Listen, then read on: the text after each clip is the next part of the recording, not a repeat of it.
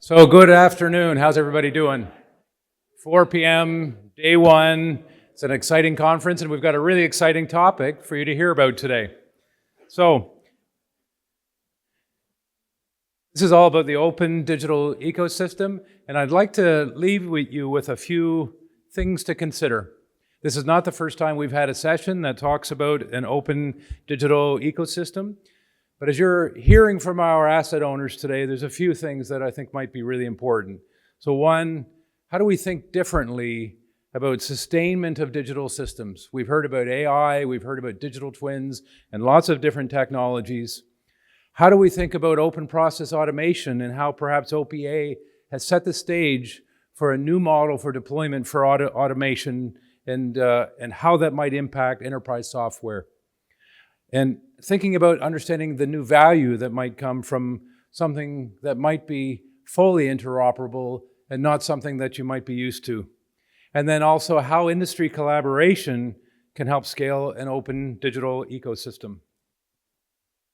So I want to talk to you a little bit about a group that we formed in about 2020. We call it the ARC Consortium for the Future Digital Twin Ecosystem, or back in 2020, we had the beginnings of an ARC working group that we called the Open Asset Digital Twin Working Group. So back in 2020, we got together right before COVID.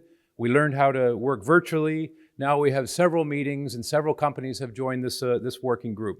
Back in 2020, we created a charter and a set of governance so that we can work together and gather information from leading asset owner companies and help build a framework for asset owners for removing inefficiencies from manufacturing operations, define guiding opportunities, and align on key industry challenges and needs for standards-based data interoperability. So together, the asset owners are working to help outline a vision for scalable, replicable, reusable, and sustainable digital twins. This year, we're quite excited. We added 2 new members, founded by ExxonMobil, BP, Chevron, ConocoPhillips, Shell, and BASF. We're quite excited this year that we've actually joined forces with the Digital Twin Consortium. We've joined forces with IOGP, and we have new members, Petrobras and Saudi Aramco joined the working group, and you're going to hear from many of those asset owners today.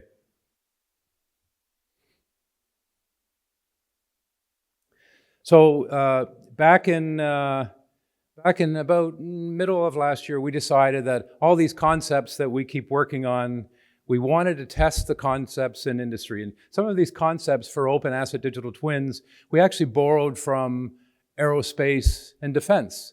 And there are standards in the aerospace and defense industry that resemble an awful lot like the principles and the vision for open process automation. So when you go outside the manufacturing and producers industry, you hear things like reducing development costs or avoiding vendor lock-in or reducing technical debt or reducing risk or enabling reuse of components. So all of those are quite standard outside of our industry. So what we've been working is to how to bring those concepts and practices to our industry. So this was a survey that we issued last year.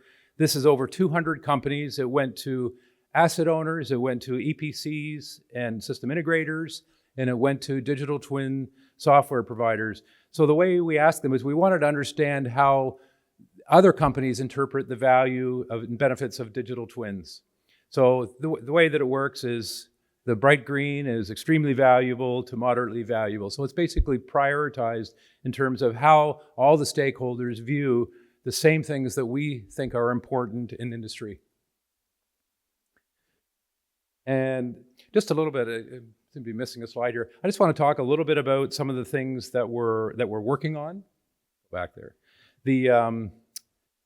This year we actually have got an interesting focus where we've done some work with DEXP, a standards organization, which is the data exchange for the process industries. We've created a set of recommendations for DEXP to improve the import and export capabilities for P&IDs. And another area that we're working on is reality capture using neutral file formats. And specifically what we're doing is we're looking outside the industry to the motion picture and entertainment industry where they use a standard called USD. And USD is Universal Scene Description. And basically that industry, the 3D visualization is all plug and play. So if you can think about how films are made, they're creators from all over the world that work on different pieces of film manufacturing, and it all fits together seamlessly without integration. So what we're doing with establishing reality capture for neutral file formats, it's ultimately to improve the visual side of the digital twin. So we're working on a common set of guardrails and sharing that with industry through organizations like the Reality Capture Network or the Construction Industry Association or others. And finally, the last piece of information that we're working on is separating data from software for 3D models, and specifically looking to technologies like open source knowledge graphs. So those are key areas that the working group is focused on this year.